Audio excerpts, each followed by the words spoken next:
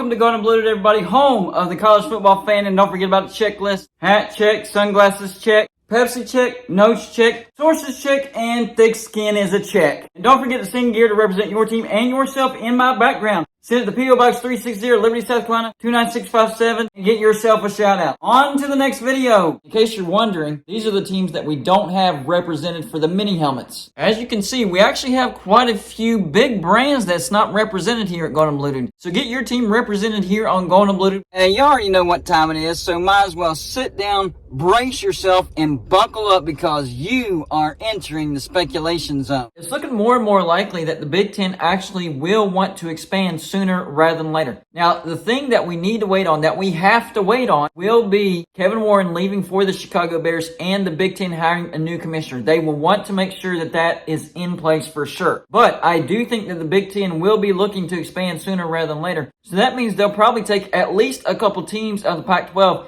and then wait on the ACC to kind of fall apart and then grab some teams out of the ACC. So this will be a Get It Gang video. I did a comment featured for this video. If you don't know what the Get It Gang is, it's basically a name that I came up with for a group of people that leave video ideas in the comment section of my videos.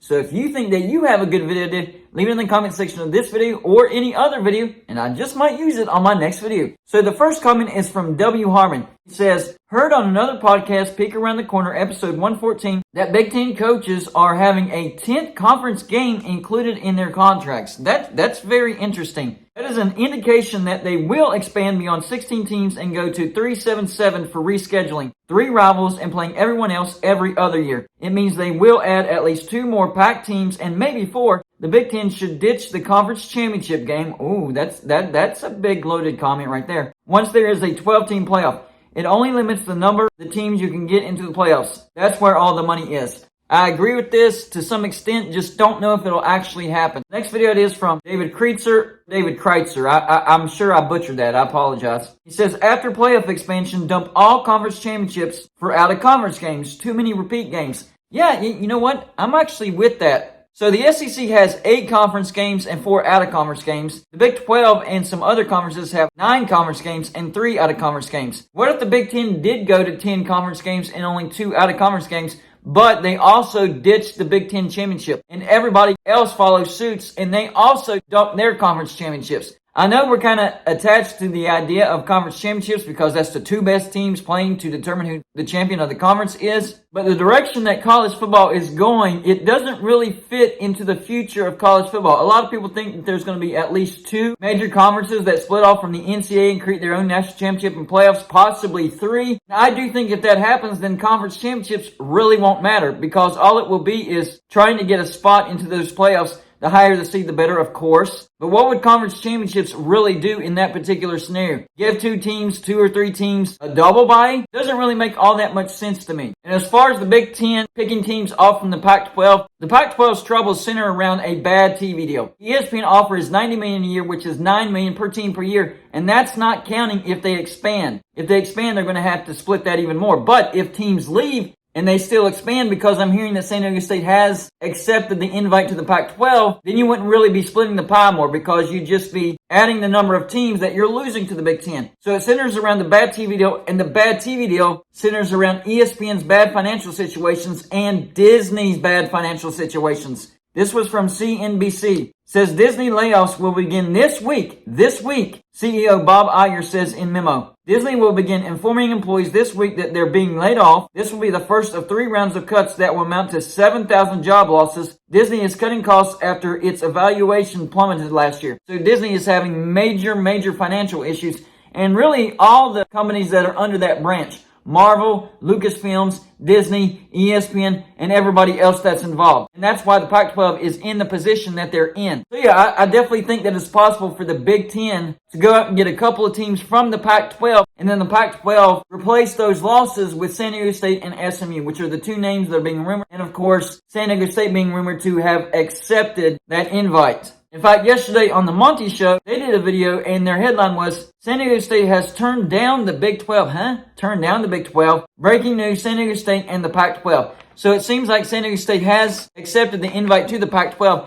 I just didn't understand the wording on that video that San Diego State has turned down the Big 12 or San Diego State has informed the Big 12, hey, we're joining the Pac-12. I really didn't think that the Big 12 was interested in San Diego State, maybe in passing to try to cut off the Pac-12 as far as adding future members. But I didn't think that the Big 12 was actually in serious talks with San Diego State. So the heading of that video really kind of made me scratch my head and wonder what was going on there. So it does look like that San Diego State is headed to the Pac-12. And to me, that could be good news for the Pac-12 as far as we've gotten a decent TV deal. We're going to keep everybody together and we're expanding. But at the same time, it could be a sign of bad things to come because they know that teams are actually about to leave the Pac-12. And so San Diego State was invited and San Diego State has accepted because even if the Pac-12 does lose numbers, they're not the best conference as far as Power 5 status goes. They're still technically a Power 5. That is still a path to the playoffs for San Diego State. And in fact, it would be an easier path to the playoffs. So honestly, it actually makes sense that San Diego State would accept this invite. So we could be looking at the Big Ten going out and adding like a Washington, Oregon, or a Washington, Utah, or Stanford and Cal. Whatever combination you want to go through. I've already done a video on my rankings on who the most likely candidates are going to be for the Big Ten. So that argument is for that video. All I'm saying is this could be the Big Ten coming in and getting a couple teams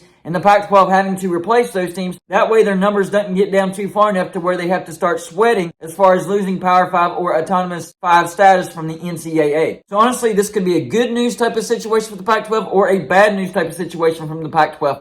And my gut feeling is that it's bad news only because of what we're hearing from Disney and ESPN, the offer from ESPN. We don't know the numbers from Apple or Amazon Prime Video, so those numbers still yet to be released. But it's the exposure thing that really has been concerned with the Pac-12. Because if they do stay together, if they do accept this streaming heavy deal, then it will affect recruiting and it will affect these football brands. And I understand the academic side of things, that they're very important, that brings in more money. But if recruiting starts hammering these football programs, these football programs could become irrelevant. So even if the Pac-12 remains a Power 5 conference and these teams are guaranteed a spot into the playoffs with this new expansion, those teams aren't recruiting at a good level, and the team that gets accepted into the playoffs because they win the Pac-12 will get hammered in the playoffs because their recruiting is not good. So there's going to be a significant gap between the Pac-12 champion and everybody else that's in the playoffs. That's my biggest concern with that. That's not even talking about the Big 12 side of things as far as teams talking to the Big 12. There could be even more teams leaving to the Big 12. I'm very confident that Arizona and Colorado will be leaving for the Big 12. It's Utah and Arizona State that's still on the fence.